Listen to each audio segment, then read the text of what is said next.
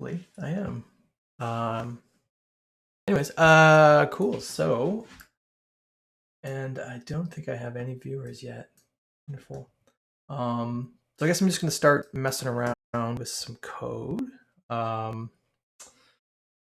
Let's do that. All right, cool. So I guess first thing I'll do is go through my setup. I have running local flywheel. Oh, hi. Thank you for following me. I just have a really simple WordPress setup in place.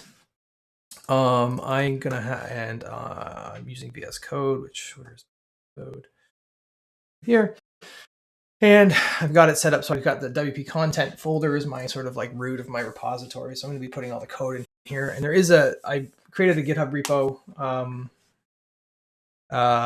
up somewhere right here. Ryan Welcher /Twitch. There's nothing in there right now, but any code that we write and mess around with here, I'm going to push up here. So hopefully it's useful.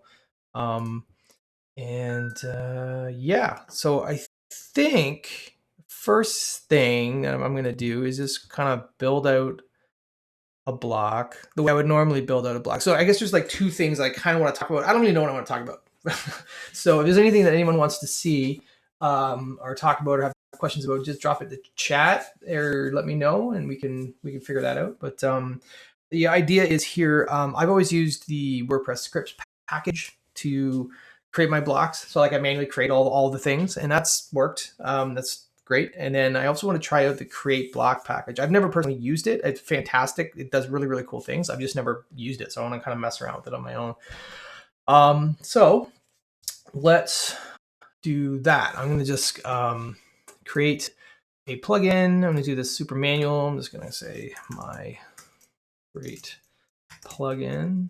And if so let me know if the screen is too loud. It's WordPress endorsed. You can find it here. WordPress create blocks. I'll drop the link in the chat. That's a great question, Phil. Thank you. It's right there. Yeah, so that's there. And great. So when we that's not a directory. So I'm going to add a directory called my create plugin. And then we're going to need to add an index.php file, right, to handle block registration. Give it a plugin header. Sorry, plugin header.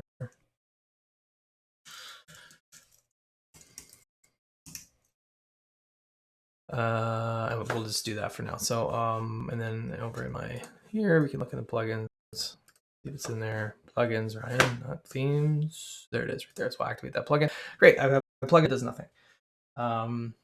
Hey, how's it going? Welcome to the stream. Cool. So, right. So next thing we're going to need is, because we're going to build a block. So blocks always end up in plugins. You can put them in themes. That's, you have to hack the matrix a little bit to do that. But we're going to create a package, a JSON. So to do that, I'm just going to open this up in my integrated terminal. I'm going to run npm init, and then just say yes to basically everything at this point. Yeah, it's fine. So we have this package.json in here. We'll get to all this stuff later, and then I'm going to that's there. I'm going to npm install the scripts package. So let's look at the scripts package. It's here. This is also a package that's endorsed by the WordPress program. This is actually the package that's used to build Gutenberg, to build lots and lots of things. So we just want to install it so we can use this. I'm just going to come over here and drop it in here. We're going to run that. It'll run in the background.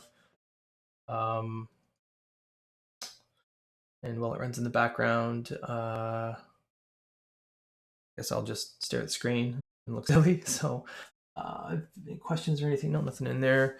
So the cool thing about this is that you don't have to worry about a lot of setup. You don't have to worry about linting. You don't have to worry about all that fun stuff. It'll just kind of handle it for you. Top right of went directly over the main code area. Oh no! Right there. Oh boy, that's a bummer. Let me see if I can edit this thing live. Nothing live editing. I'm gonna move that over there.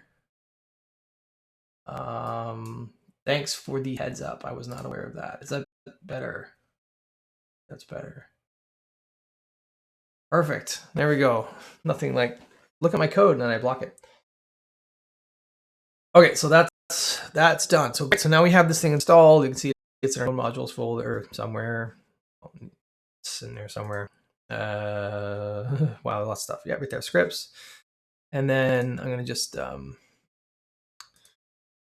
that. I'm gonna just ignore this. Node module. Sorry, I should have done this before. Node modules. Fun fact about me: I can't type when anyone is looking. I call it plugin.php because my overzealous git ignore rules. Great. So now that we have that, we're gonna need some scripts to actually run. So we can come over here and take a look at what scripts it's got. There's a whole bunch. You can just grab them like verbatim if you want. Depends really on what you're doing. I'm gonna grab them all, paste them in. The ones that I'm gonna be using right now is the start command, which is basically the watch command, which you'll use during development. So you can just do npm run start, and it's gonna run. And this is probably gonna give me some kind of. That didn't give me any errors. Interesting. Let's see what happens if I run build. I was expecting this thing to yell at me and say, "Hey, listen, I don't have an entry point." Let me get rid of that. Interesting. Let's see what happens here. Neat. Okay. Not building anything. So anyways, it's expecting there to be a directory called source. And inside the source directory, we can it should be looking for an index.js file. So I'm just gonna now if I run watch, I'm gonna run it in this window, which I think is a little bit better. Okay, npm run run start. See, so now we're actually loading some things. You can see in our build directory, we've got a couple of files. So if you're not familiar with what's going on here, I'll just go through it anymore. F5. Oh, nice. Wasn't aware that it upgraded to 5. It did used to complain it didn't have a script, but that's nice. So when this builds, we've got our index.js, which is our transpiled version. Then we've got a map for dealing with all that stuff, and then there's this file, which is the dependencies file, which is super handy because now when if we were to enqueue this file, we would have access to both the dependencies array and a version number, which is really cool. So we're still okay. So we've got this build. So now let's put what should we do next? Maybe we're gonna register the block. So to register the block, I have a little snippet here. Nice and easy. Oh, sorry, not there. Where did I put it? Over here. So I just need a single action right here. I'm going to put it in here, right? And so this is the register block type function. This is a really, I scaffolded this before, so it's a bit silly looking, but I'm just going to call it register block because that makes more sense. Okay, and all this does is this looks for the directory of the particular block that we're building. So in here, in this case, it's going to look in here, and it's going to look in here for a block.json file. We need this, and this block.json file is the thing that defines how our block works and all the details about it. There's a lot of stuff that go in here. A couple things we need is we need API version. I set that to 2. I'm going to give it a name. This is the registration name. And you should always namespace it so there's no naming conflicts. Launcher, and I call it my plugin. Plugin. All right, so there's a lot of other things here. I'm just gonna maybe copy and paste a couple of things. Sure. Oh, yeah, sure. Why not? Yeah. Let's see what else. No, this is just making stuff Oh no, I'm using that GitHub auto correct thing. It's pretty cool. Give the category of text. Let's see, and then I don't need a title. Title's migrate plugin, not with an L in there. Cool. And then we're gonna need some. We'll have a supports array, or sorry, object, and then we're gonna need an editor script as well.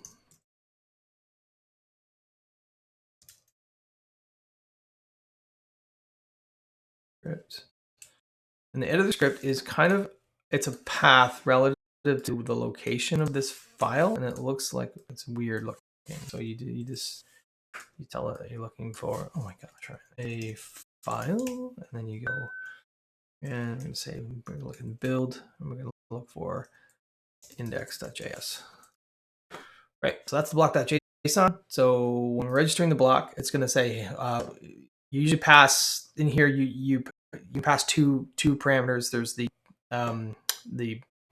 path to the block.json, and then an optional parameter for additional arguments. If you're like registering a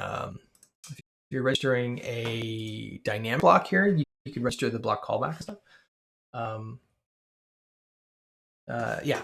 So we'll do this, and so hopefully, well, it's not going to register a block because our source doesn't really do anything right now. So in order to do that, we're gonna have this. I don't think there's anything else I need in there. Let's just say, so I'm gonna import register. Just try again. Block type from WordPress blocks. Yeah, call register block type. So what I like to do here is I like to import JSON from block. Where am I here? Oh, from block.json, and then I can destructure some of the stuff. I can say I want the name. I want let's say the settings from JSON, and then I can just go boom, put the name in there, and then here do this.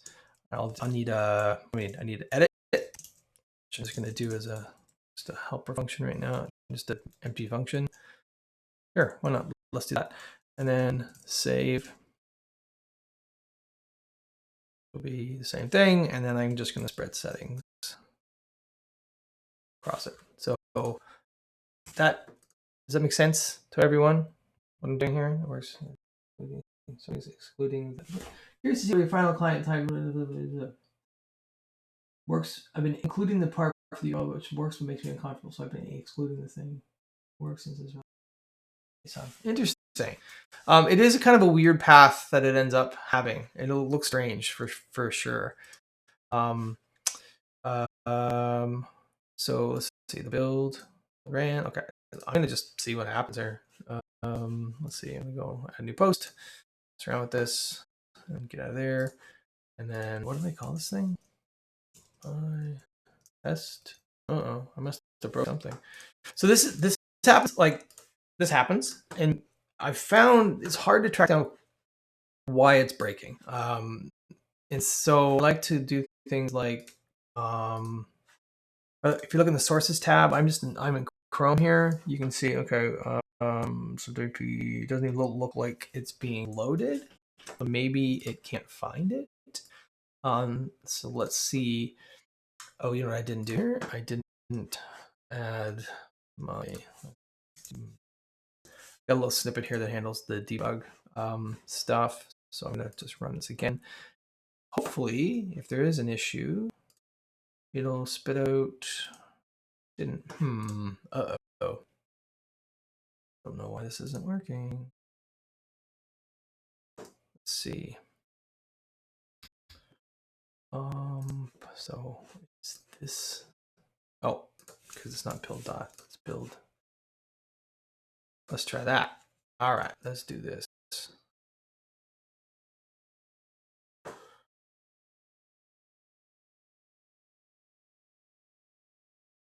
Interesting. I still don't see the. Did I not save? Oh, this. right. Content themes don't necessarily includes. Okay, I'm not seeing anything. So I wonder if it's actually spitting out anything in the W content folder. Debug. No, it's not. What the deuce?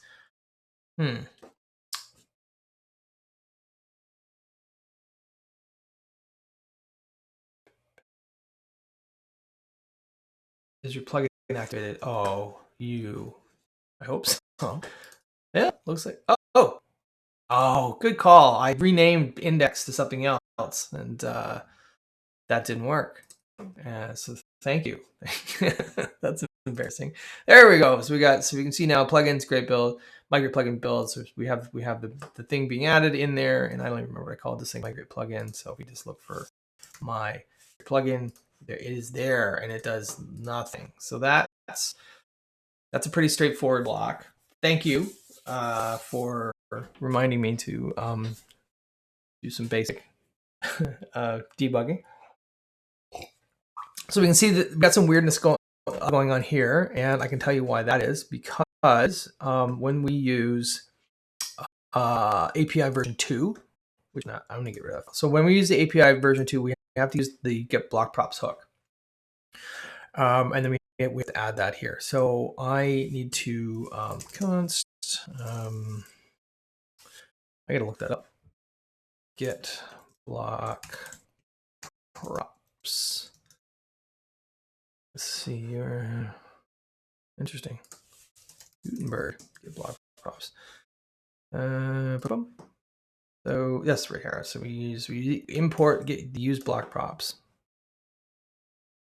there, and then in here we're going to need to use the block props, and we need to spread those across. And this adds also all kinds of fun goodness to the wrapper here, like all the classes and everything that make it work properly. So we'll do that. And I'm realizing I should probably get some lifting going on in here. It's pretty ugly.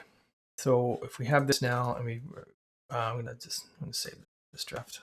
We have the block. You see, it's all weird stuff over here. I don't even think we can select it, so you can't select it.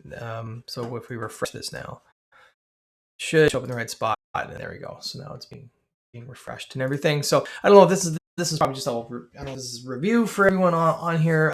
Looks like we got a few more people that have dropped in. So thank you for joining. Awesome. We're just kind of working through like manually building out a block.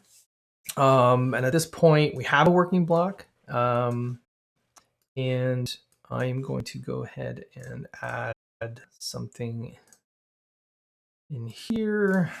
Yes, lint RC. And then I need to extends. And I can't remember the rule set. Let's look. It's in scripts, I believe. Lint.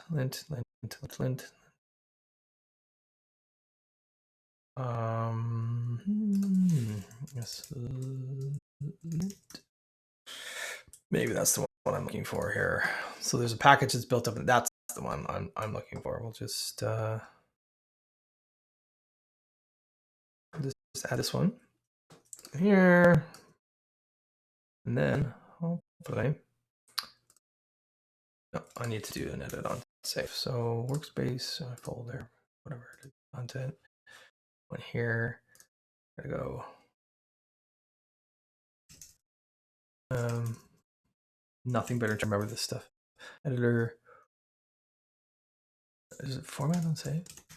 Or oh no, editor. Format on save. True. Let's see. Oh, what have I done?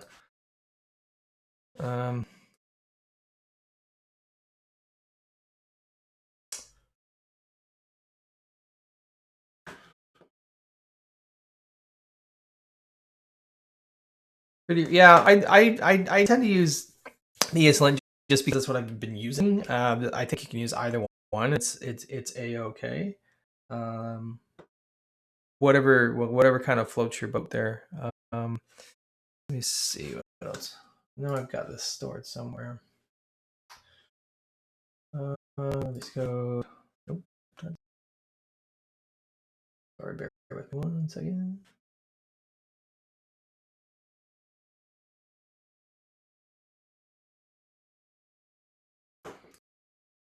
Oh, that's it. I always get that snippet wrong, so I'm gonna do that. Hopefully, there we go. That's what I'm talking about. So this is use block props.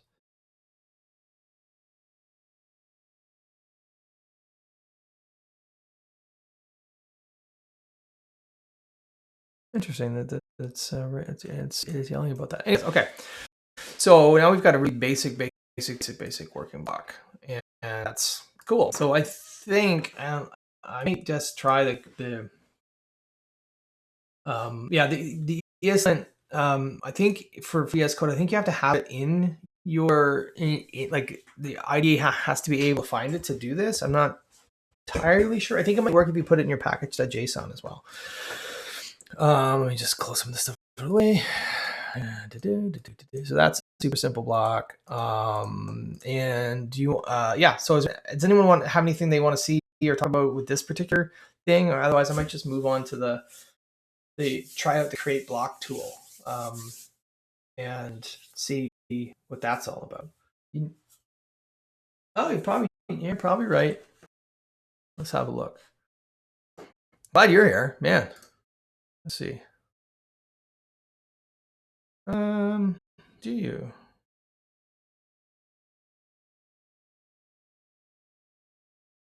I'm not sure if you do actually. Let's see. Yep, looks like you do. You're totally right. 100%. Well done. I have not written a lot of static blocks. I tend to write a lot more dynamic blocks, which is not that one is right or wrong, but they both have their uses. So, for example, this is a great segue. Actually, what if you're going to use a dynamic block? So, the difference between a static block and a dynamic block. So, this is a static block. So, basically, it's being saved to the database. All of the markups being saved to the database.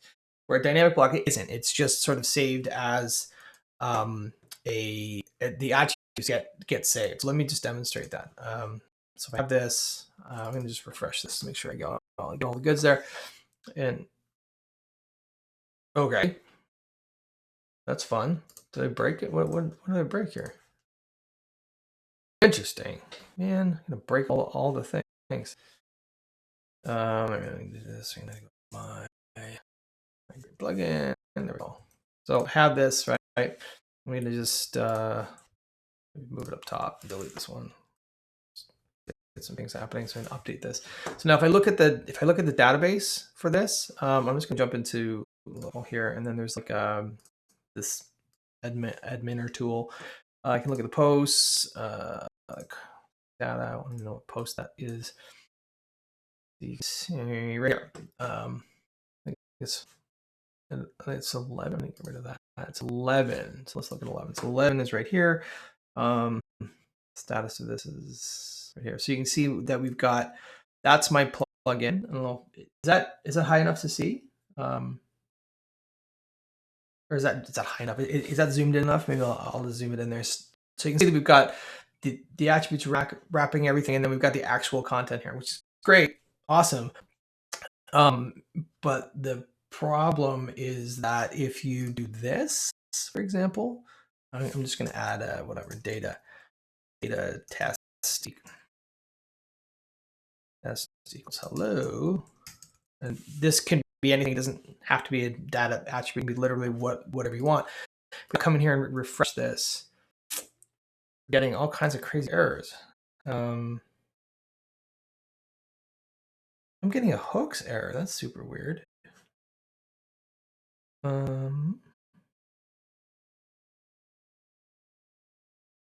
Interesting. Invalid hook call.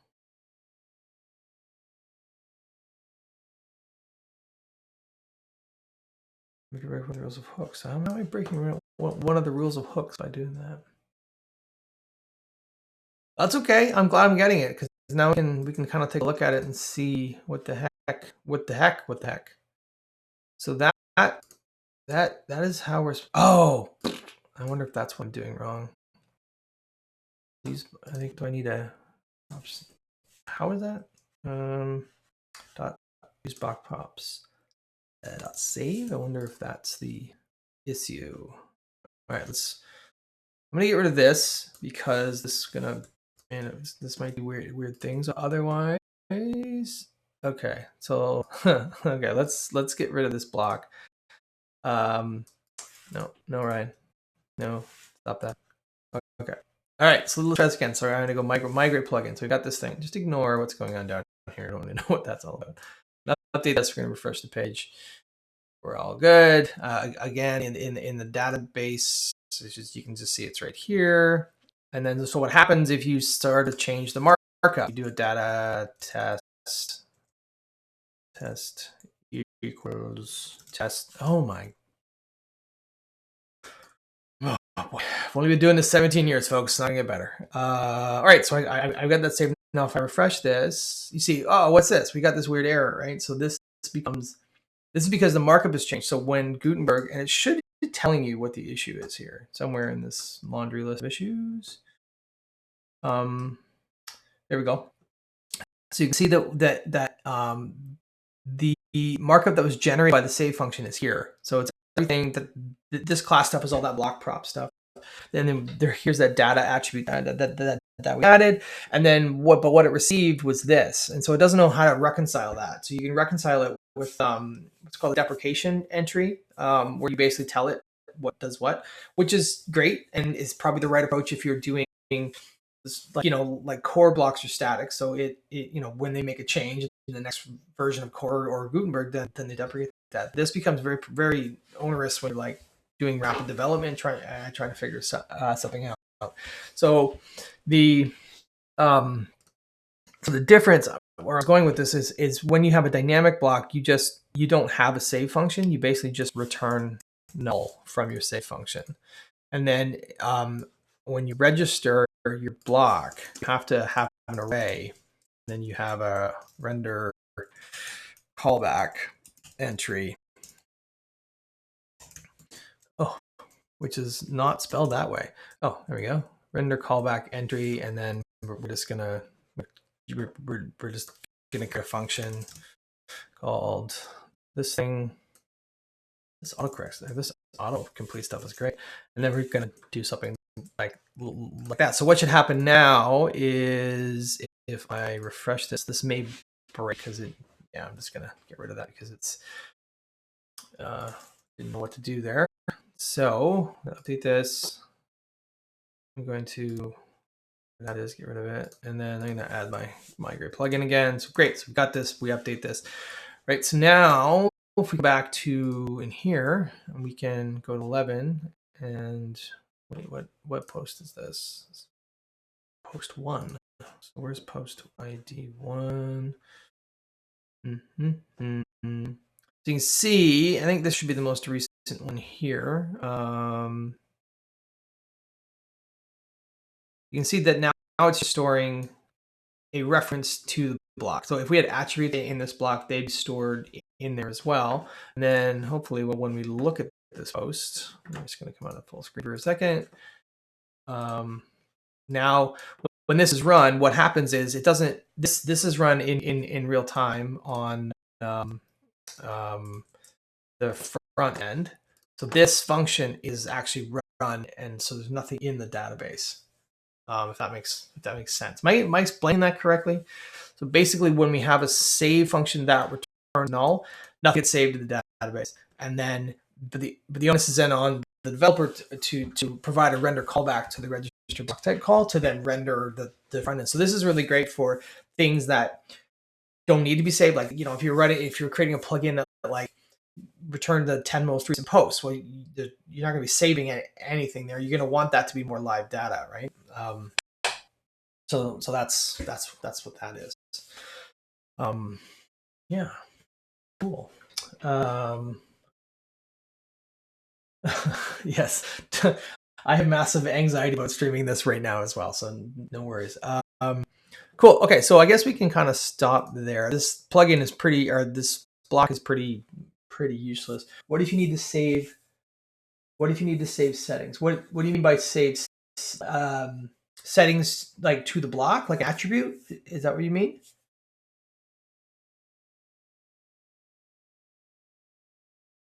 Yes. Okay, cool. Well, let's do that. So that's that's done outside of the save. Like lots of, oh yeah, sure, yeah, totally. So what you would do is you would save that as an attribute. So we can do that. Let's make this block save some things.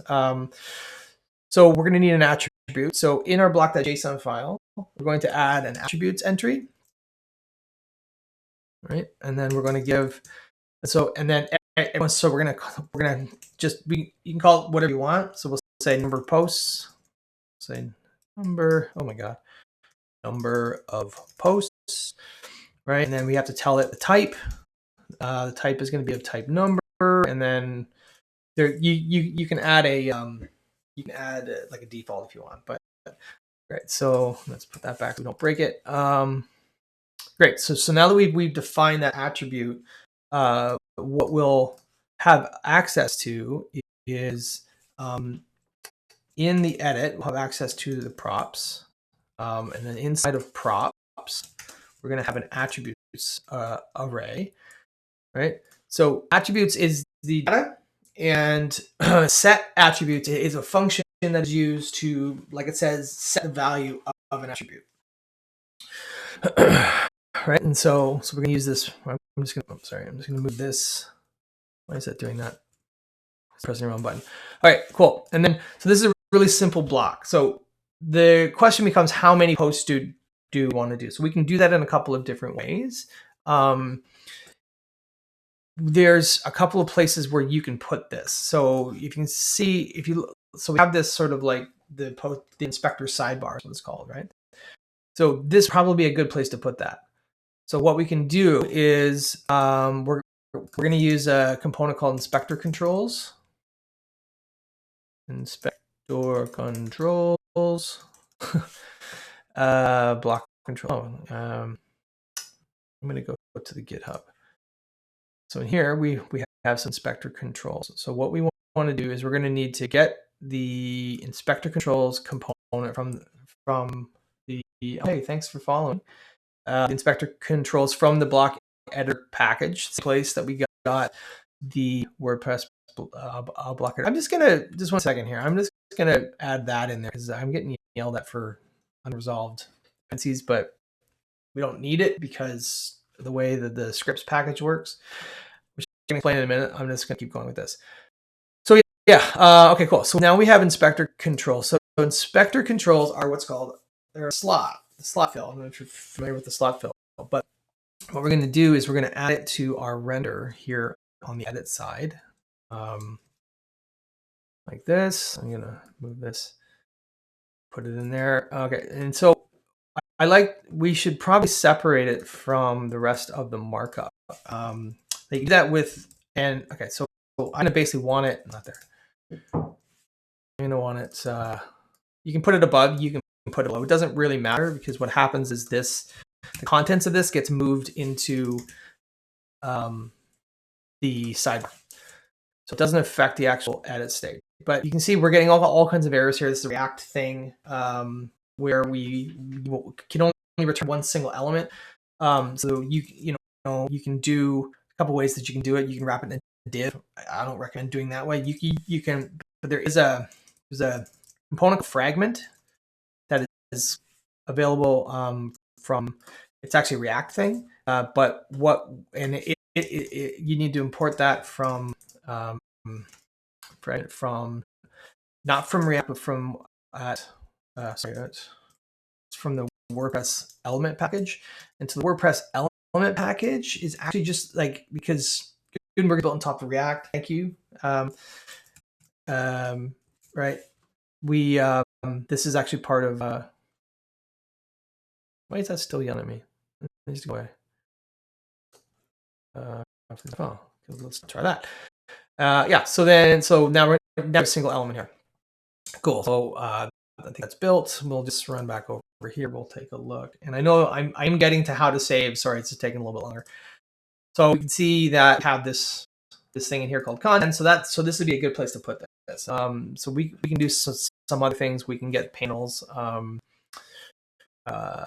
Where are panels? I think panels are from the components maybe.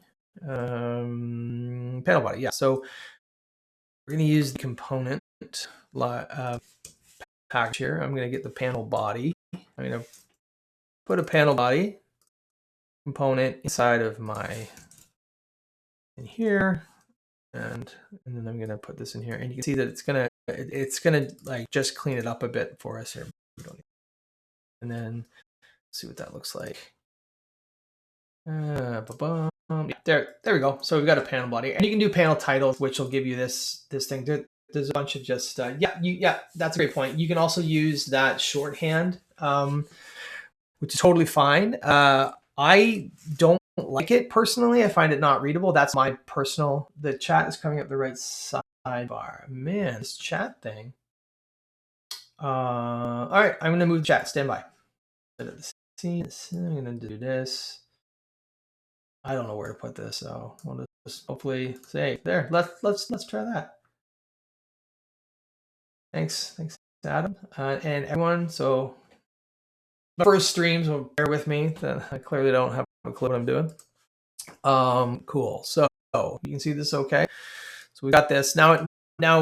So in here we can put our control to say the attribute. That's a long-winded way of getting there. So I'm gonna put fragment back. I was rambling on about fragment. This is a personal preference. You use what you'd like to use, and we'll go from there.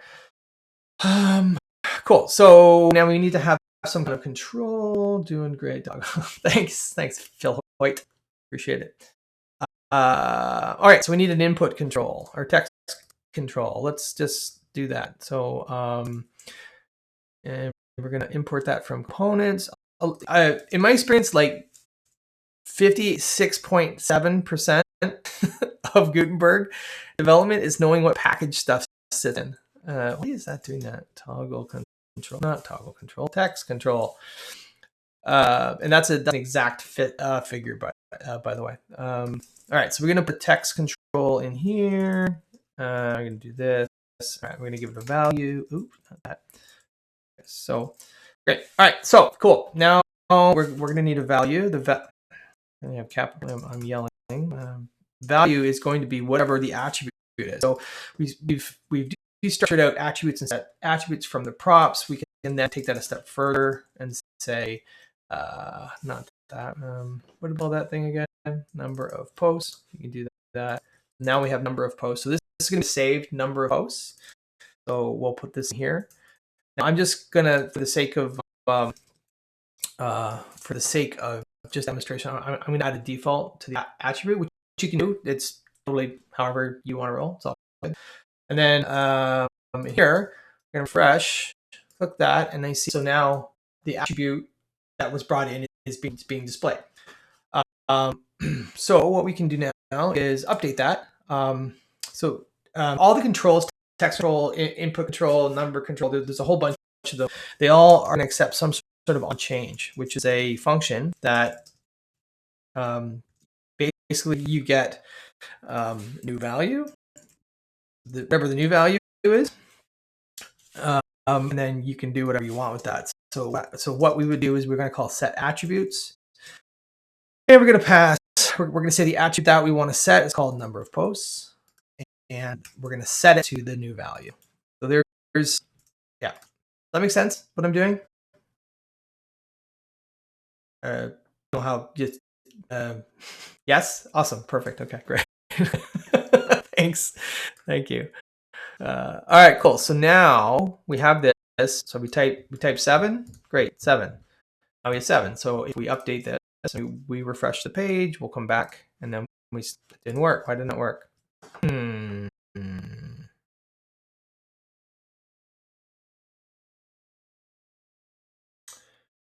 Why didn't that work? Interesting. Well, that's just weird. It should be 7. So you can see that it's updating there. But why is it not updating the actual? Huh. Anybody have any ideas? That seems odd to me. What if we get rid of number of post type is number, default is 5. What if I... Oh. me try this again. So 7, update, refresh. Let's see. I have a theory. Ah, so that's dumb. Did you see that? Did you see what that is? Yeah, it's a string value. So I need to set it as a string. So we could try a different control. I think there's a number control. So that's something to keep in mind. Let's see. I don't know if that's going to be a thing that works. We'll fit it in a moment. No. There is one, but I'm not sure what it's on. So that's something to be aware of, like a text control. Yeah, types. Yeah. So types are a thing to be aware of. I don't really need to get back on it. Non-controls. Oh, right. Experimental number control. Okay. So you can do it that way. Anyways, you're not always going to be saving numbers and whatnot and things like that. So if we send this to, whatever, that many posts, I recommend doing that. But that's so now it's saving. So what does this look like on the front end? So let's look at the database first, actually. So you see, now we're saving the block here again. These are just like auto saves and things like that. But you can see that like the latest save, so the attribute is actually part of the HTML comment now. So we can get access to that on the front. So like nothing's happening here, but in here, this function actually gets past a bunch of things. It gets past attributes, content, and block, I believe. So we can just var dump, because this is how professionals debug var dump, which is totally fine. I'm being sarcastic. So if we var dump that, we can see, okay, now we've got the number of posts. So we can get access to that because it's an attribute. So we can we have access to it by a standard number of posts. Now, one thing that you'll run into is if you're using like PHP CS or you're using things like that, you're gonna probably get yelled at because of variable naming and stuff like that, because JavaScript is hey, that's all good. We can print R. I like to do it this way. Print R. I don't know what's that even look like. Boom. Awesome. Well done. Cool. So the attribute block is parameter the one that you're going to probably be using the most. The content one is what you need if you had, say you had an blocks instance, which is kind of like its own thing, but in your save function, instead of returning null, you would return something like, I think it's inner blocks.content. So you return that, and then the content of that inner block would actually be passed as part of this. I think if we var dump that, I think it's empty. I don't. Oh, I'm gonna just set that back to null. That's gonna scream all kinds of things. So if we just run this, I think that's it. So it's an empty string. So there's no content. But if you take the block stuff, you're gonna get there's a bunch of things in here. I really love it how VS Code doesn't grab the $sign when you copy paste. So there's tons of information in here. If you need to get stuff like look, like there's inner blocks, tells you the post ID, tells you the post type. Like a lot of this stuff is available. You can't access it all, public and private, but there are things like provides context and uses context and things like that. So that which gets into a bit more complicated block dependencies. Like you can create parent block that shares a context with a child block, which is really, really cool. But that's something that maybe I can do another stream on later. But yeah, oh, look at that. What's that? Where'd that come from? Let's look. Oh, right there. Cool. All right. So does that answer your question about the types, about saving? Happy to dive into a bit more. Need read.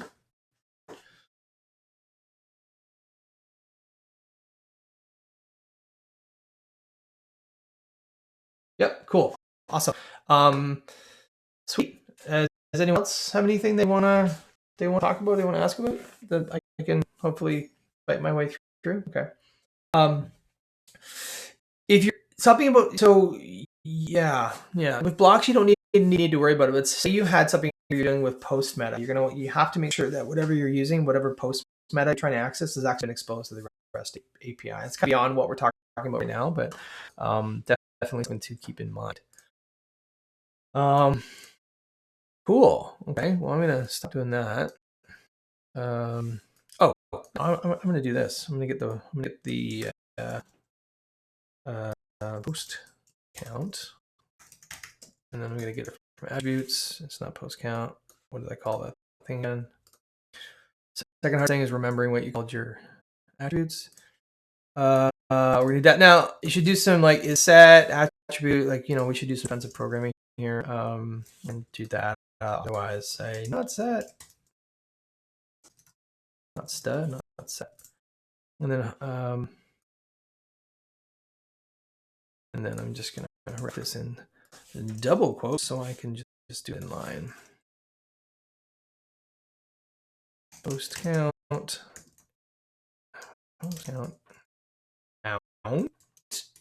is, and then okay, broken anything. Post count is 1, 2, 4, 5, 6. There. So there we go. So now you can do all kinds of things in here. You can do like WP query. You can do all that sort of stuff. Are any tooling to provide this code with more complete hinting for imported items? That's a really good question. I haven't found one. The way that I'm using the GitHub, whatever this thing is called, the GitHub Copilot, and it's really helpful.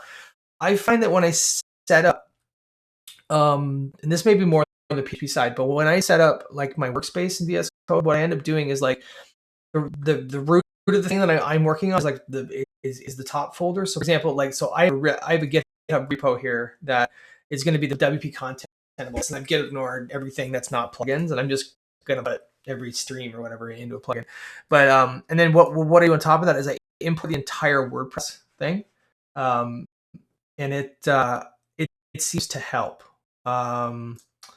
especially like if I wanted to click through to register block type, it'll just take me through there because it's all registered. There are definitely snippets that you can use for sure, but anything installed is going to get automatically, like it's going to get the intelligence is going to kind of work for it a bit.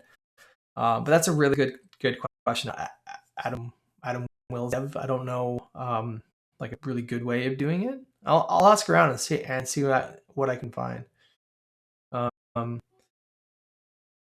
Yeah, that's a really good question.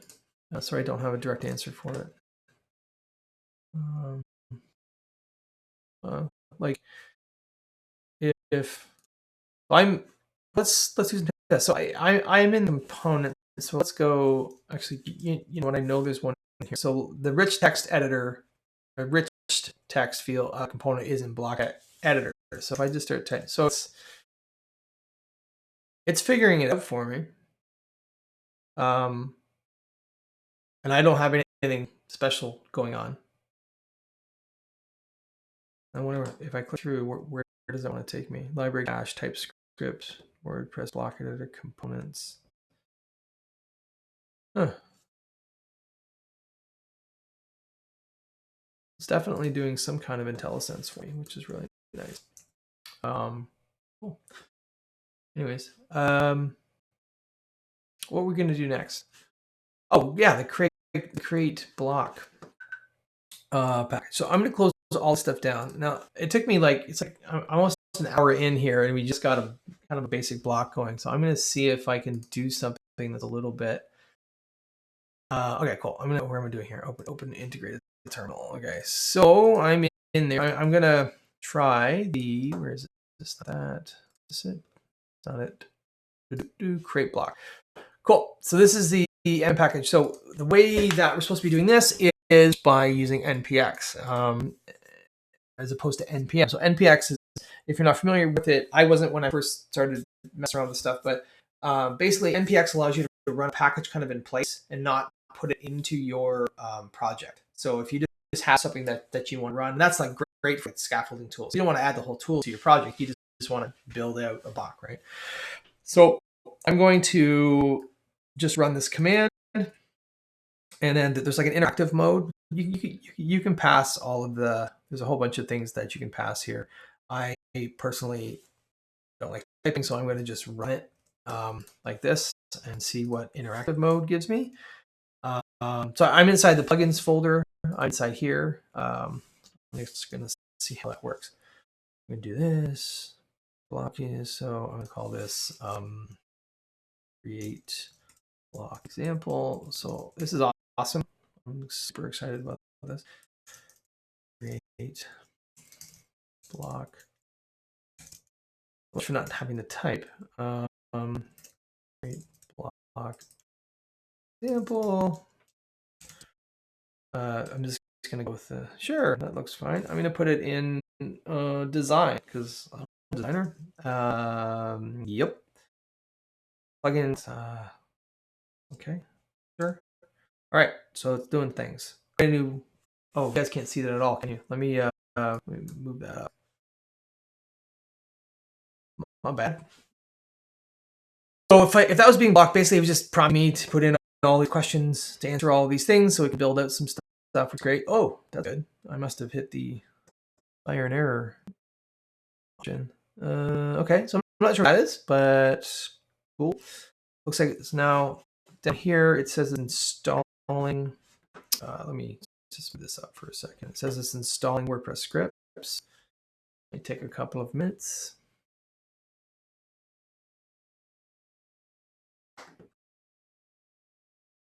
And it's not lying. Okay, compiling block. Okay, cool. So what do we got? Okay, so that's done. I'm just gonna close that down. So in here, I got this create block example. So let's look at it. Wow, okay, a lot of stuff going on there. We've got node modules, we've got source, we've got editor config. That's handy. Ignore block.json. So that's cool. Adding text domains and all that stuff. Oh yeah, I should have added that. Okay. Whoa, that is a create block example, block init. That is, no, there will not be two functions named that, that's for sure. Package.json, so we have the script stuff in here. We got a couple dependencies. What is blocks and internationalization? Interesting. I wonder why that's included. Huh. The reason I'm confused by this is that well, let's look at the source. In here, so when you're using a WordPress scripts package, there's a Webpack plugin called dependency extraction plugin. And that's what basically handles giving you your asset thing here.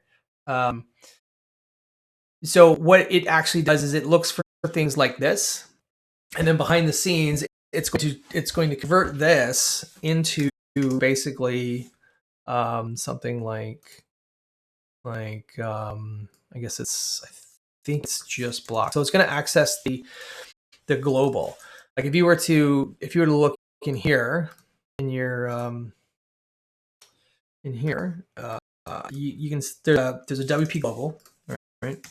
And blocks, yeah, blocks, and then let's register block type. So that's where the function lives in the global. And so the dependency extraction plugin means that we don't have to import all these packages, and our bundle size is not massive, because all it does is just kind of turn it into of course, let's see if I can find it. Oh yeah, right there. So you see it's looking for window.w.blocks, wp.element. It's kind of hard to read, the block editor. So all of the import statements that happen get converted into basically structuring off of the global. So that's why I was confused as to why the node modules includes it,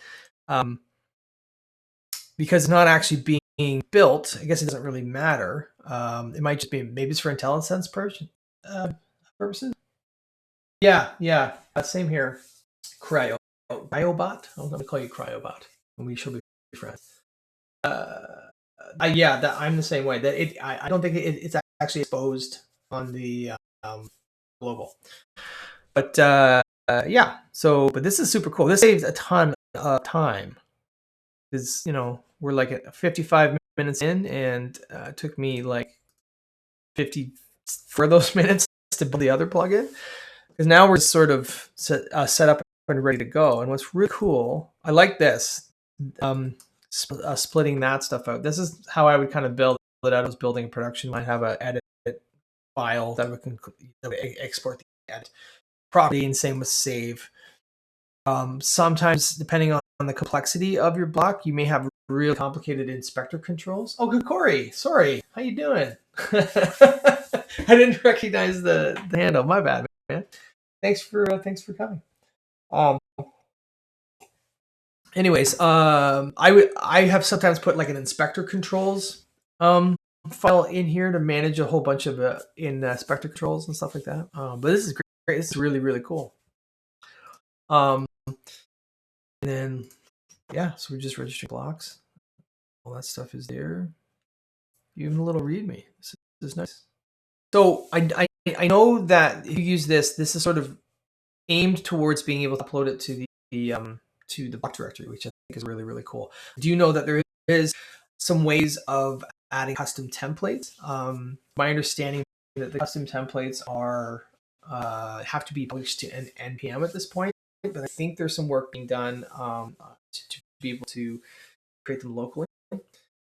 One thing that people have been talking about is the ability to have multiple blocks in a single plugin, which I think happens a lot. I would use it a lot because if you're creating a plugin that's meant to be a block.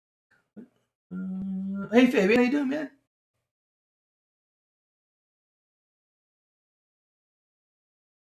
Seems like the packages are fine here, and we're added in this period. I don't see any reason behind the addition, though.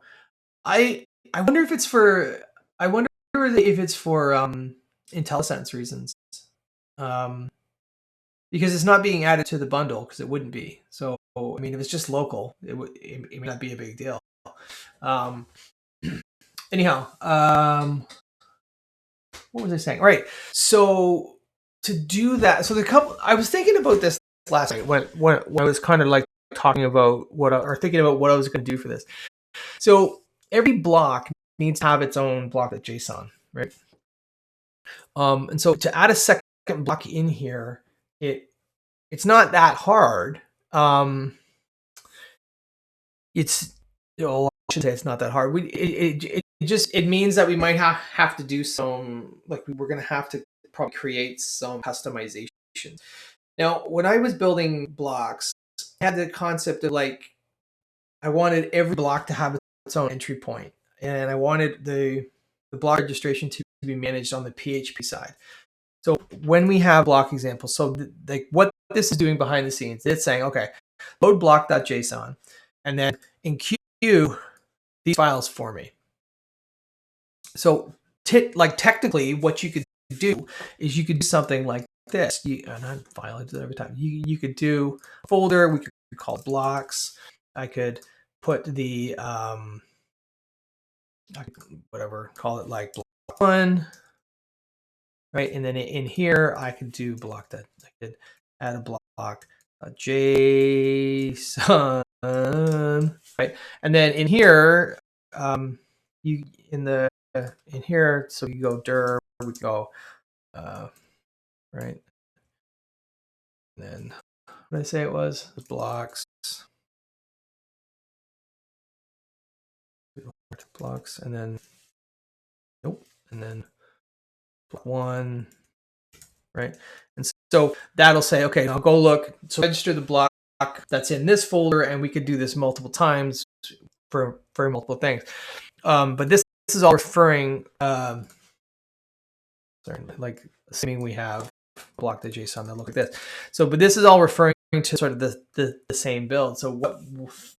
I mean, there's a couple ways that you can do it. You could have an entry point defined in your build for each block, and then you just reference that particular build file, assets file, in the block.json.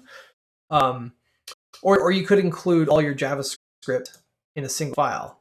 So you could have, I'm gonna really mess this thing up, but you could like move your source into block one, create all your source files in here, and then up here we could just do like we would get rid of this, just import the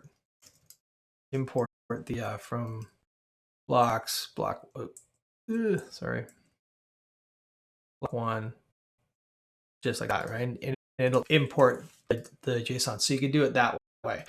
Now the upside of doing this is that you can have multiple blocks.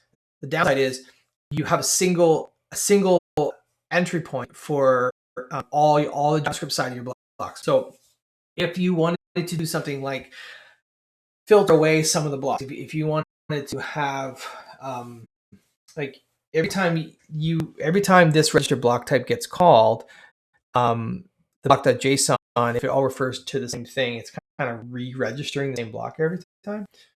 We're going to webpack conditions is GitHub for multiple JSON files. Yeah.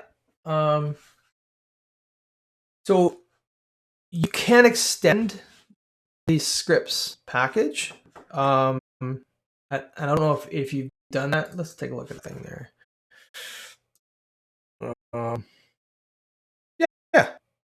Yeah, you can totally do that.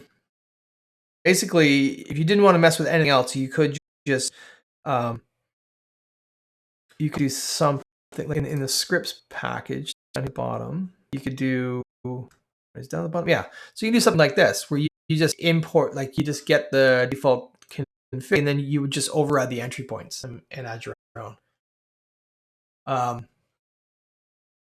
do it that way, which is handy. It does make it a bit more complicated in the sense of like having to make sure files are all named and correct in the pathing and all that stuff. But if you have a suite of blocks, they're always going to be the same. It doesn't really matter. I think you can probably just all register block for each item here and go that way. Decisions are being made. Yes, they are. Except it's renaming block.json to block.json, which is unclear if it will continue working.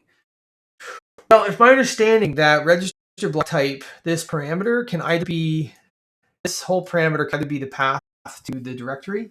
I think there might be a bug in here, but it's either the path to the directory where the block.json lives, or it's the actual full path to whatever JSON file you want to use. So that's another way of doing it. So it's totally possible to do this. You just have to scaffold it and then just kind of move some things around and kind of make it work the way you want to. What I tend to do is keep my source and my build completely separate. In here, I have, if you have named entry points, which is really handy, you would have, is it the block.json? Oh, okay, cool. Oh, cool. Interesting. All right. There's been 3 iterations of register block type. There's the first one that was like took the name and array, and then there's register block type from metadata, which is the when block.json got introduced. And we're back to register block type again, but with the so it's kind of like the two previous versions all mashed together. So I wasn't aware that it had to have block.json in it, which I think is probably smart.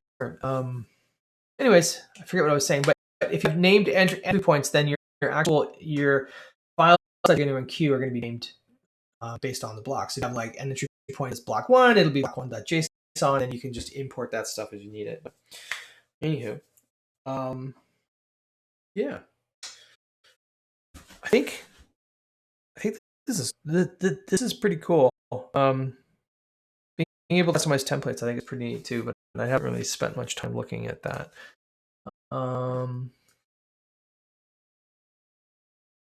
Yeah. Is there anything that anyone wants to ask questions about or wants to discuss? And sorry, I'm doing things with my own package. No, you're fine. It's all good. I'm looking for content, man. You're here to help. I appreciate it. So, yeah. Right. Okay. So that's create block. That's create block type. Cool.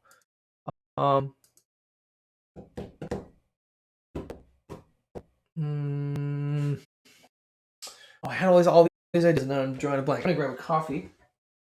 My thermos.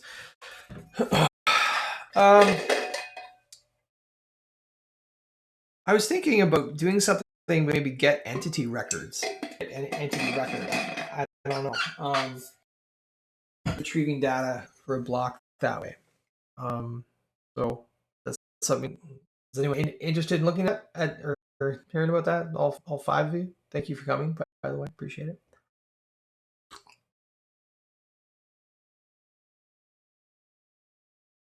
Cool.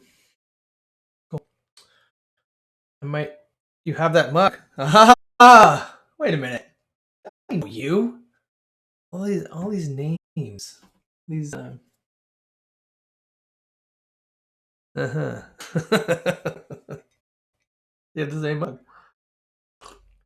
All right, cool. Well, I'm gonna get entity records. I'm gonna do that because it's a fun thing to do. I don't know if this create block example is gonna work. So when I push this code up, it might just be busted. So in here, all right, let's look at this. So I'm gonna just maybe do some changes here. I'm gonna add an edit.js file. This is gonna contain. I'm gonna const edit. I don't know how I keep hitting caps lock, but edit. This is gonna be a thing. I'm gonna return.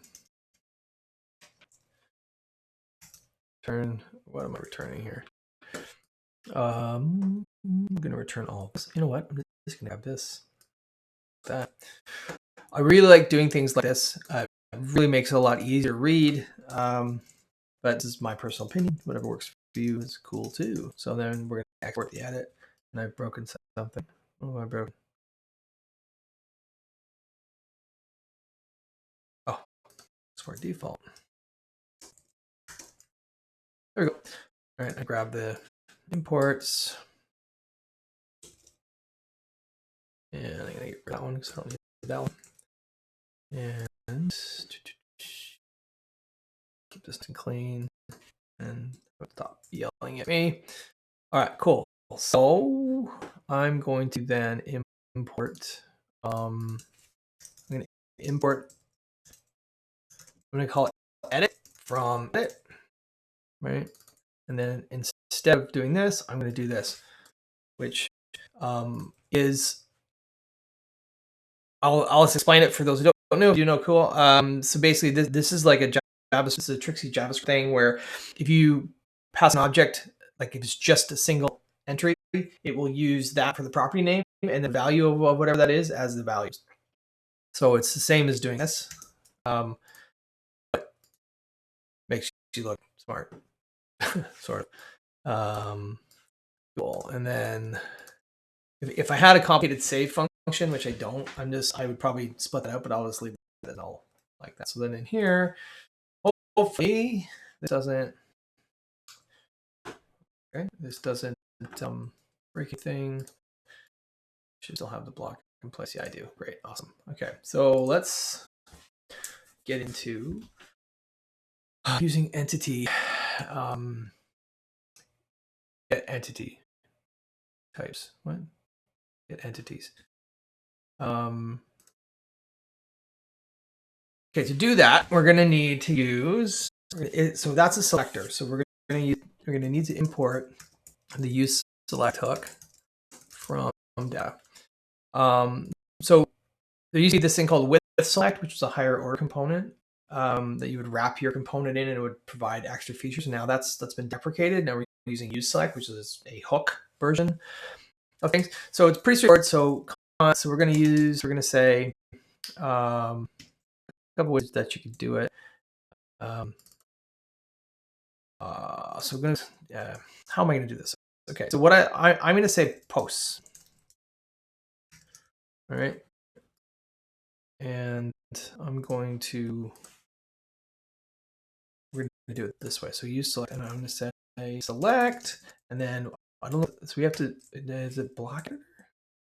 I don't remember what store it is. That's the other 33.7% of Gutenberg is remembering what store something lives in. Can you see this? I'm going to show you guys something that I do all the time. I can zoom this in. I can. So if I can't remember where something is in the data store, I just go wp data.select, and then I start core. I think it's editor. Oh my god, editor. And then there we go. So we can see what's in there. So here you can see all the selectors that you want to get. So we're looking for get entity. Doesn't look like it's in there. But I think it might be. Let's see. Do I have this? Select core. Edit that thing? Nope. Maybe I'll just look it up. Get entity records. So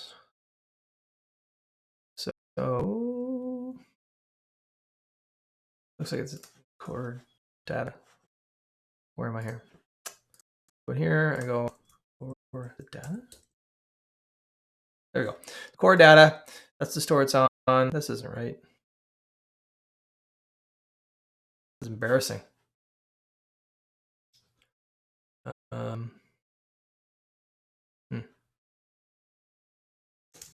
Have to look up. Oh, it's just core. That's okay. So we're looking core. Should see all the selectors and everything that are available to us, and we should have get entity record, get entity records. That's what we're looking for. So anyway, so when you use the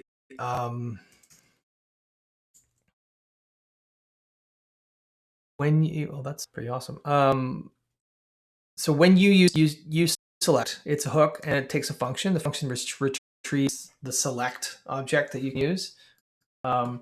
Then you can select off of a store a function, and so or a selector from that store, which in this case is get entity record. So entity records has 3 parameters. First parameter is like the entity kind. So it would be like in this case it's post type, or it could be taxonomy, or it could be media, or attachment. Oh no, yeah. So any entity in WordPress, so like a post type or taxonomy, basically are the 2 that I can think of off the top of my head. And then this is the type of of entity. So in this case, our entity is a post type, and then we want to get the post kind. And then the third thing is a object of parameters. So the same thing that you would kind of pass to the REST API. So if in this case, this has all been done for me here, we can just, I'm going to console log this out because why not, right? So we're going to do posts. So this should return to me 10 post. However many post objects I have in here. I probably only have like 1 or 2 because it's new install. But let's see what we got. And clear this. I'm going to run this with a little log. I haven't broken everything, so that's super helpful. Oh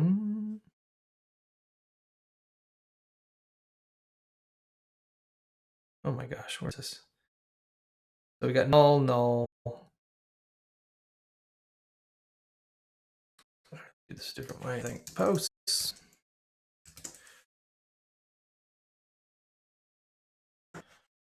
You can see what I'm doing here, right? You see everything. Yeah. Go posts. Post is null. And is it always null? Let's see. So, now, why is it null? Wonder if because there's no posts. Let's see. Yeah, that's probably it. I go post to run. Get out of here. And just publish this and run it again. Add a couple more posts here. I probably had this all set up before I started messing with stuff. All right, so let's go wherever I put that. Okay, I should have.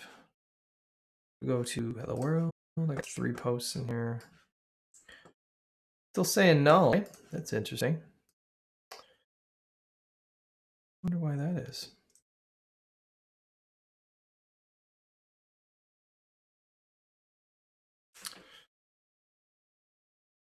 All right, so let's make the call directly on the data stores. Like nope. Data. It's like or get GetEntityRecords. Post type. We're just going to say post. Now, this should return null. Okay, there we go. And it returns posts. Took a long time to do that. Oh, look at that. Keeps doing things. So this is just because the component keeps re-rendering. But basically, so we have posts here. There's 3 available. But the reason it was calling null because we didn't. When you make a request to the data store, it up to the right. Yep, exactly. Thanks, Corey. I was getting there. Corey. Appreciate it. What happens is it's not what's called resolved. So it makes a request. It has to hit the database, and then it usually when you see, like, if you were to look at the way the resolver and the selectors are working, it's going to say it's going to like yield a null, which is what you're seeing. So in order to know what's happening, there's another function that we can use, and it's called isResolving. And it's the isResolving function. It's on core data, so we can do another one of these.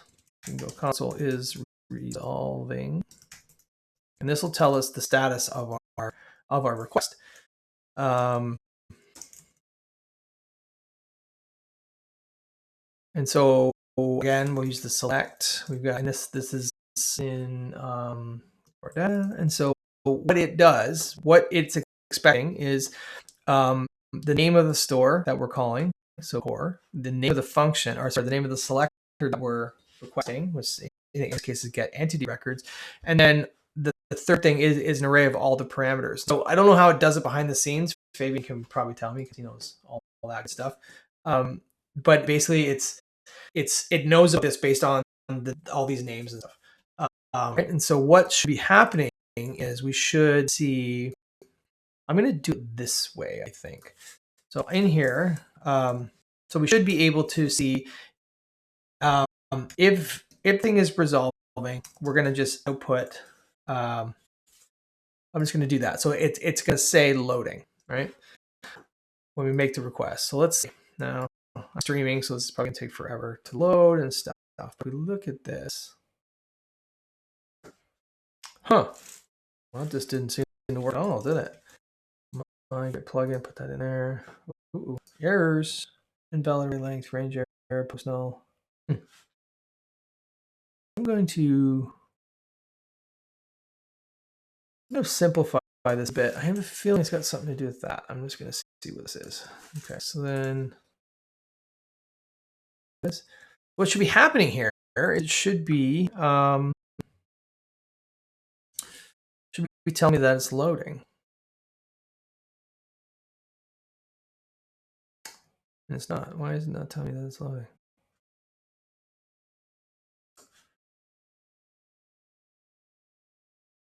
That's very, very, very interesting.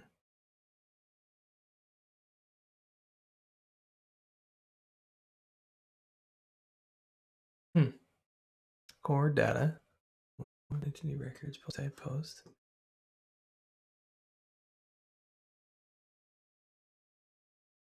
Let's try this. If is resolving. Go this way. Return loading. Let's keep that out of there for now.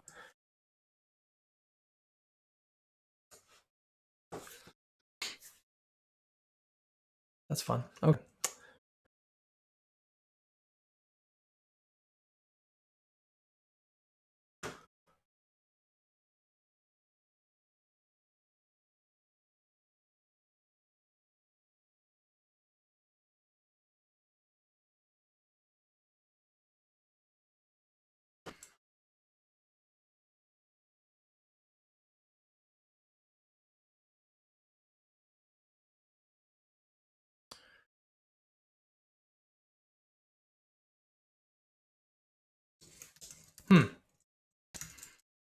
Not when your code that worked yesterday doesn't work.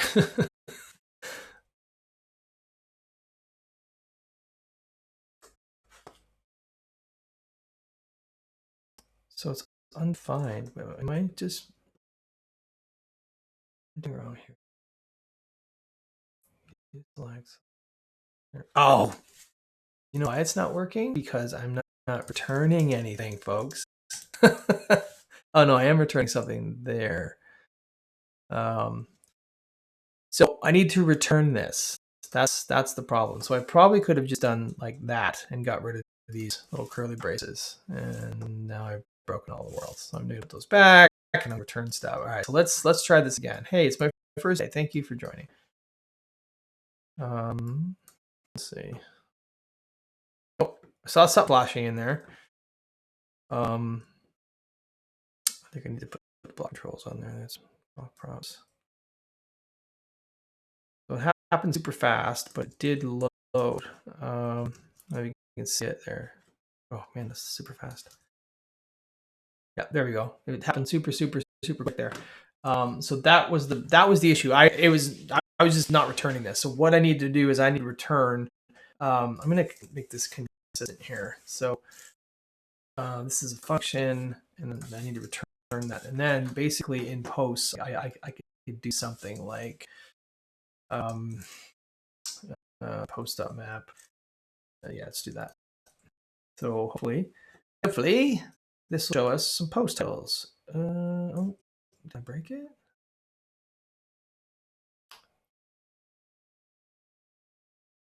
Mm-hmm.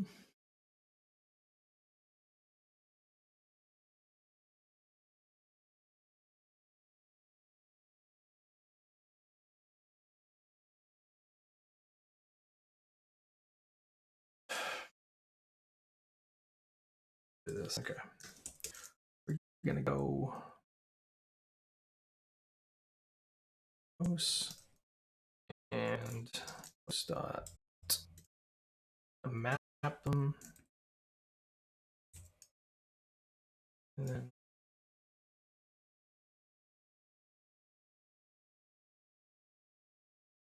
structure it. Title. Let's just do this.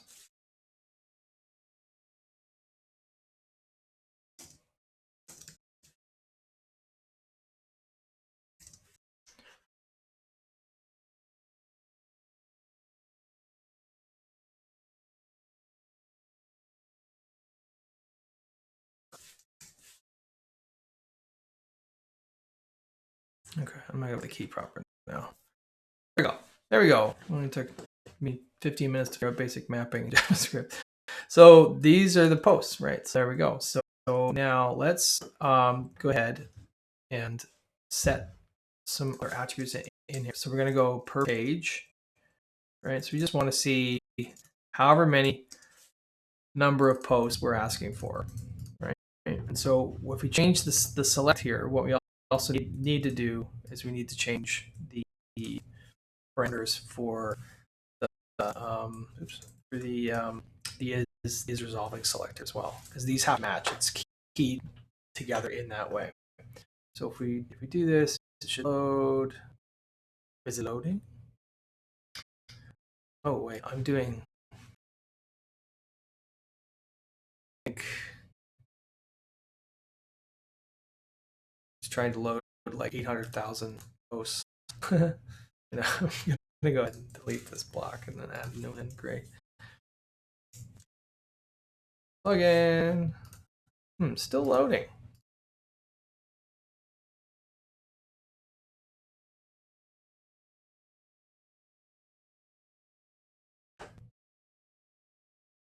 Let's see.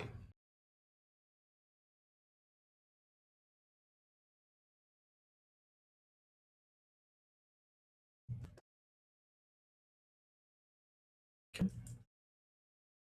Interesting.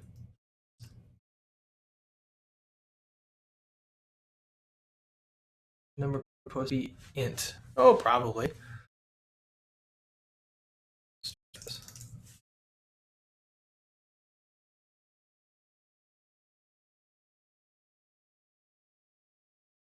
Let's see what that. Oh no, that's not what.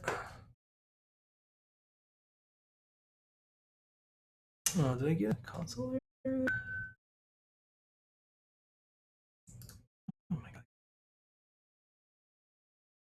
per page. Invalid parameters per page. That's not right.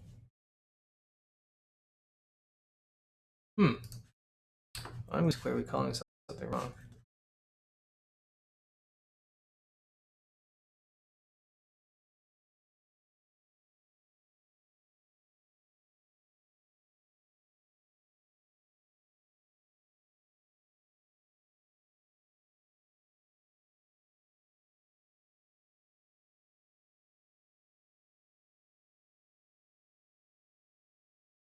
I don't think it is that, but I mean, we could try it. Run it maybe just right in the inspector. It's like what, per page 5? Page 2? Yeah, see, that should work. Per page is 2. Oh, it's an integer though. That's probably what it is. Let's try this. Oh, no, I broke that. Oh my god. Come on. Yeah, there we go. Nope. How did that do that?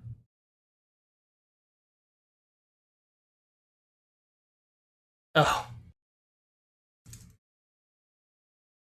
We'll get through this, folks. We will get through this. Someone watching will tell me the right way to do it.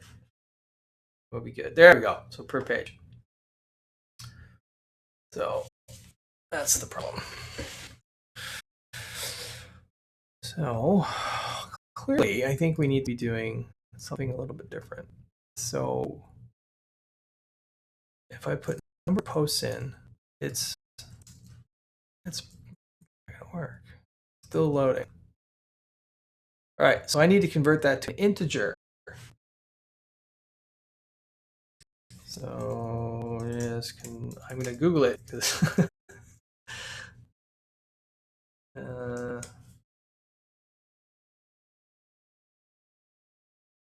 need to do here should be like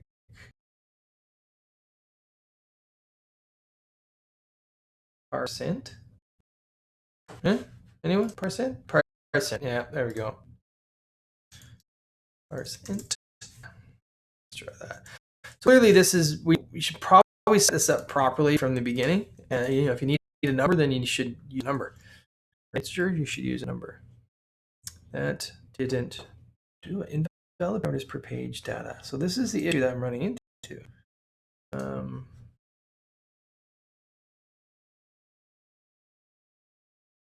Per page. That is super interesting.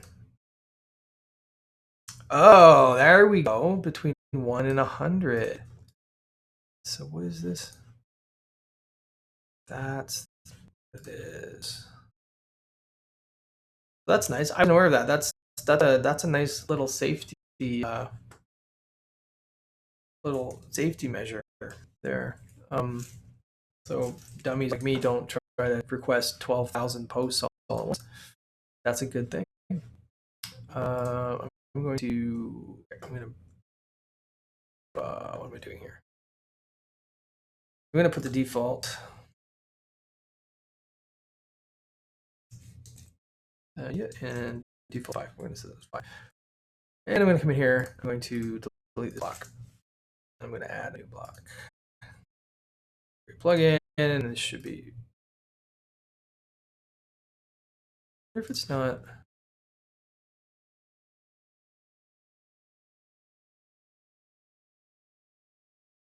Parse it's spelling for me. What's going on here?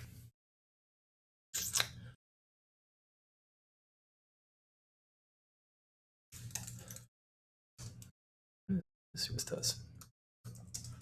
Oh no, I want to do it this way. Actually see it. All right, let's see. Am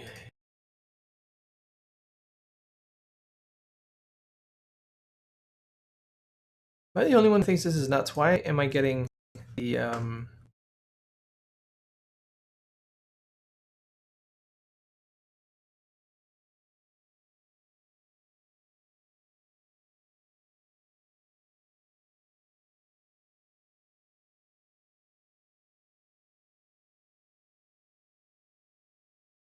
right?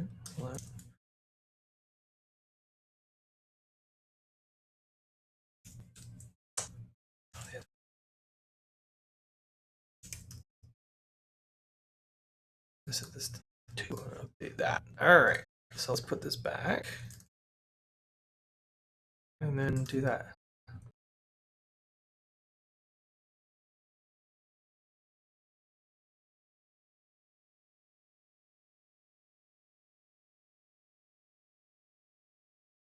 Okay, weird. So that is doing that. So if I come over here, I go 3, now showing 3. If I go 1, it's now showing 1.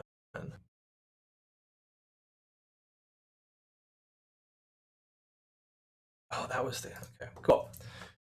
So we're doing that now. It's pretty neat doing it that way, actually.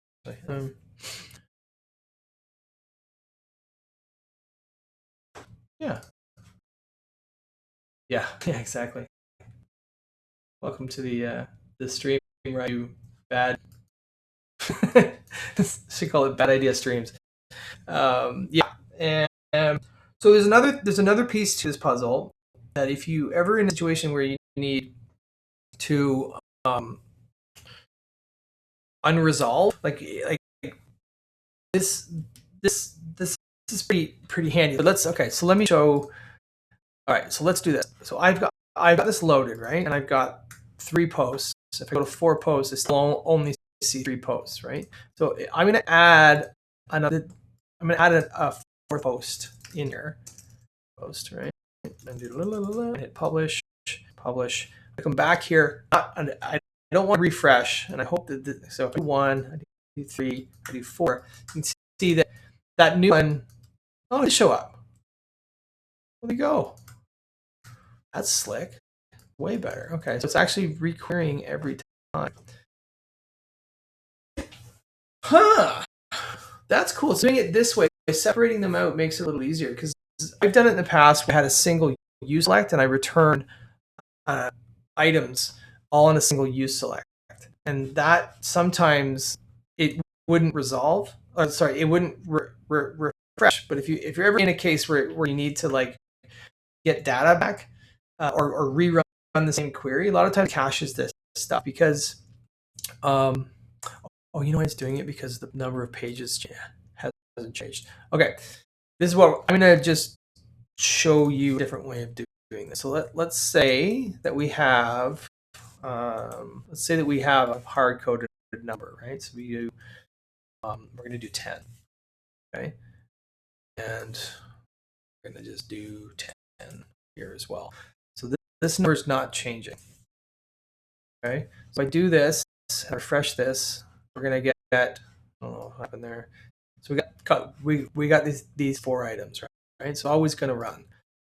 No matter if I change or not, it shouldn't matter, right? So what happens if somebody adds a 5th post? This is probably going to call me a liar again. 5th post, right? And just publish. Come back over here. So if they're doing this, you can see that it's not bringing in any more posts. The reason being, even if I update that. Oh, so when you update it, let's do it. But if you want to have a live update, the reason being that this query is run and all of these parameters are already been accounted for, and so that as far as the data store is concerned, doesn't need unless a re-render happens. Oh, am I having trouble with? Is my audio sound crappy? Let me know. Anyways, if it's already run and it doesn't get resolved, okay, what's going on with my audio? What's this? Do I sound like a robot? Is that the problem? Render happens when attributes change. Yeah, exactly. Sorry. So what happens is if nothing's changing, this selector won't get run again. So sometimes what you need to do is tell it I want to rerun this, right? Like I'm not going to change anything, but I need to run it. So an example could be that I wrote a block a little while ago that listed all attached media or attached PDFs for a block. So what I was doing was, it was listening, same idea as this. I was getting all the attachments. I was getting the post type of attachment and the parent ID of the current post, and then I was using the isResolving. And then what would happen was, well, sorry about that. That's annoying.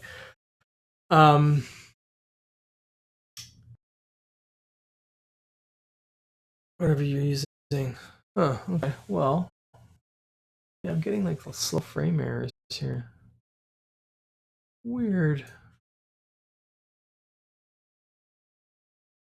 Watch mute. Okay, cool. So, anyways, if you need to if you need to rerun this, you can do it with there's a way of doing it, and I just drew a complete blank there, of course. And what you're going to want to do is you're going to want to invalidate the resolver. That's basically the terminology for it. So you might want to say, okay.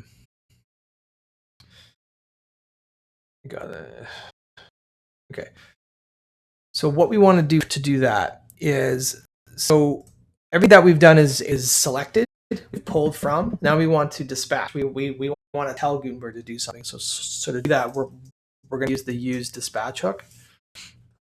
And then all we need to do is create a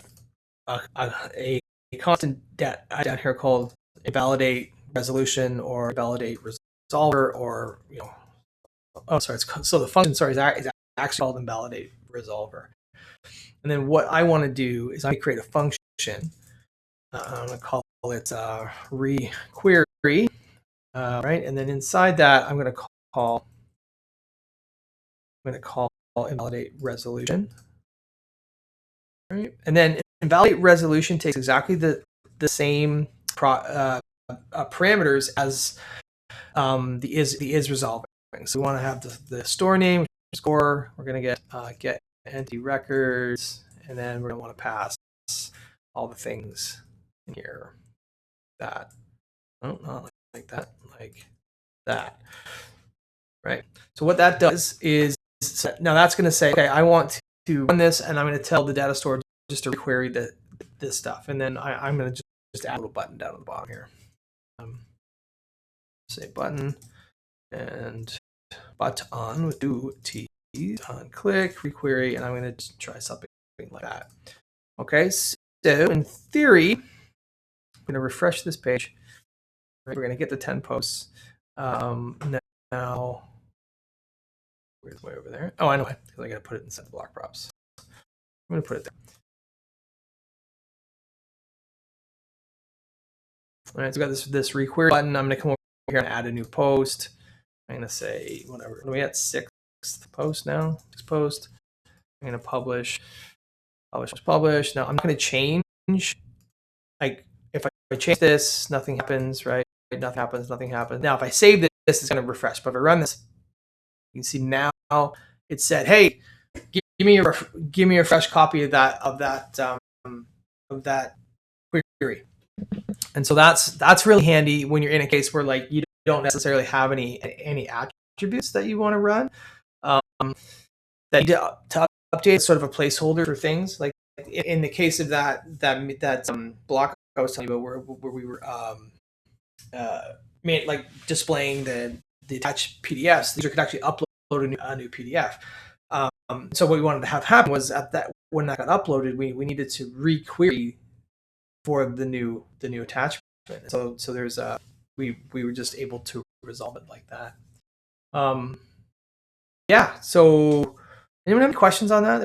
There's a lot of stuff going on here. I'll just bring the code back up. But yeah. Cool. Can anyone hear me? Hope so. Hope it was not too bad.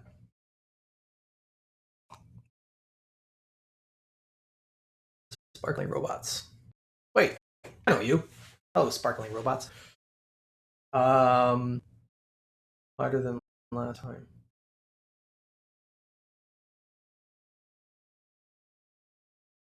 What's harder than last time? The audio's not running very well. Yeah. Okay. Sorry, Mike. I don't know what to do. I'll look into it and hopefully improve it for next time. But I don't know how much more I can really talk about. Video is great. Oh, awesome. Perfect. So hopefully you see this stuff. I'm going to try to figure out some better placement of things. I know I moved the chat around about 10 different times. So cool. Yeah. Anyways, I'm probably going to wrap this up shortly. But before I do, I'm going to probably try to stream for a couple of hours, at least once a week. So if you want to come back, that'd be awesome.